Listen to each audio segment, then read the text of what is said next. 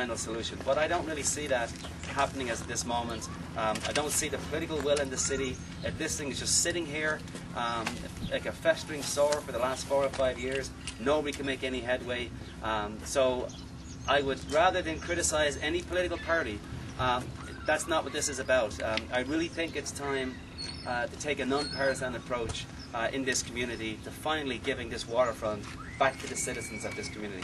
So I'd be prepared to take any questions if anyone's got any questions. What's a sort of deadline for this ethanol plant and where would be its location? Well, according to the Agricultural Canada website, they're talking about getting approval to start building this plant by mid-November. So that's what gave rise in many ways to this press conference. I'm concerned now that the timelines are a lot shorter than what I anticipated. So if we start getting an ethanol plant beginning to be built here, right behind me, on Gifford Hill, by the way, is the location that's rumoured where they may be building this ethanol plant. It'll be too late to recover this for the people of Oshawa. It'll be too late to talk about what types of recreational uses do we want for the waterfront. How come they can do it in Pickering and they can do it in Whitby and in Bowmanville and through in Scarborough, but yet we can't get the wherewithal in this community to be able to get all the parties to come together to finally fix this problem.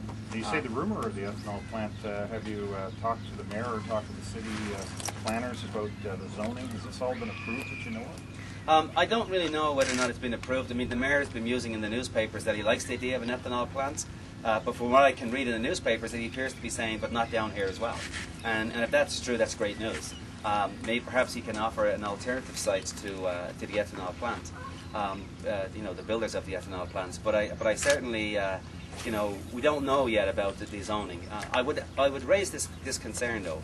Ethanol plants and the Second Marsh clearly don't go hand in hand. This is one of the most eco-sensitive areas on the North Shore, recognised by the United Nations.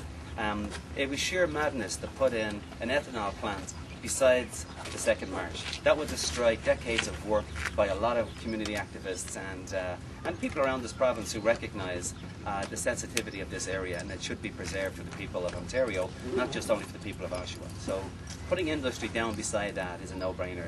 It should not go hand in hand. Do you know anything about the potential of jobs that this plant might bring to Oshawa? I think the job side of it is relatively minor. It's not like a huge creator of jobs, but nonetheless, given that we're already losing manufacturing jobs in the Oshawa area, 7,000 in the last year and a half alone, that's why we're not opposing the plant. We're saying we think the plant is good, it's a good idea, and by all means build it in Oshawa. Just don't build it on the waterfront. There's got to be other locations where you can build you know, ethanol plants. Like in Sarnia, they're building them in different locations than what they are here. So I would urge the mayor and all the residents of this community to come out and say, no way, are we putting an ethanol plant down on the waterfront. But all these discussions and talks behind closed doors and all the promises, I've heard them all from all levels of government, have actually yielded nothing for this community as of yet. So surely after 4 years of all these secret talks, isn't it time to blow the doors wide open, let the community come in, let the public have their say, let all the users have their say, come up with a blueprint, and then let's move forward collectively in a united, non-partisan way. We all do whatever we have to do. So regardless who gets elected at any level of government, whether it be Conservative, NDP or Liberal, we're all working on the blueprint for Oshawa's waterfront. That's what needs to be done. And you think with this transparency you will see success? Of course. I mean, I know for a fact. I mean, this kind of a process works all the time. You know, when I get into tough situations in the labour movement, negotiations, whatever level of government I'm involved with, when you make it more public and you give access to people, you know, accountability comes with access, and that's what's missing right now. There's no accountability for promises that people are making. They're never held to account for these wild promises that they make about the waterfront. It's time to hold people to account and let the public have a say and give them back their waterfront. What dialogue have you had with the three levels of government? I know Brian Nicholson, for one's on the record saying he doesn't think this is the appropriate place for it.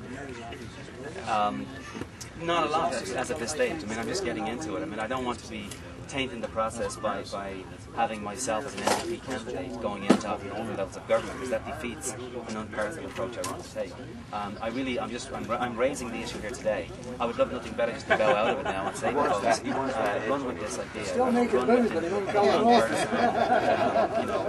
Waterfront Summit. Let the mayor take charge of it if he wants to. I actually believe that's where it should rest. The responsibility for this is really in the mayor's office, I believe.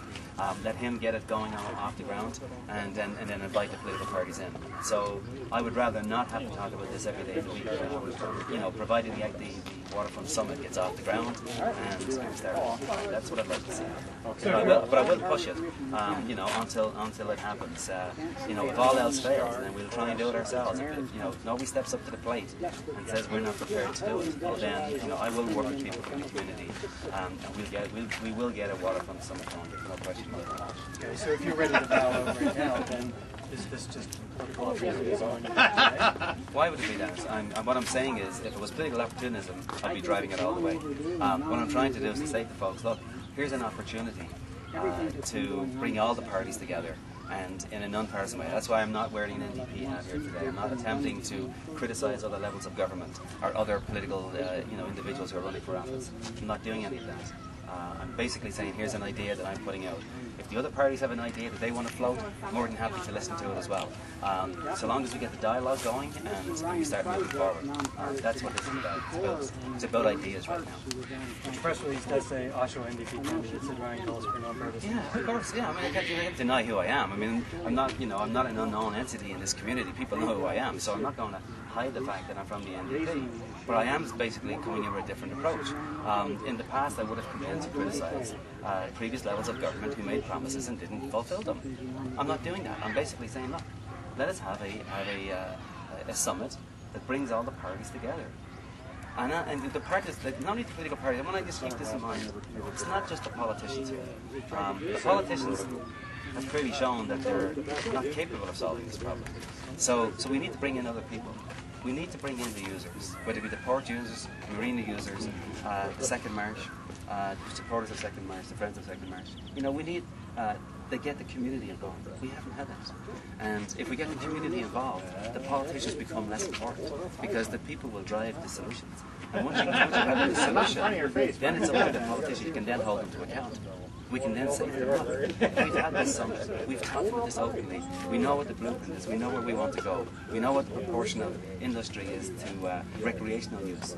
Once we decide all of that, I don't think that any politician can then stand up and say, well, I've got a better plan, we're going to completely industrialise the waterfront, for example. So that's the approach I'm trying to take, is to say that, of course there's a role for politicians, but we shouldn't be driving this process, we should be driven by the public.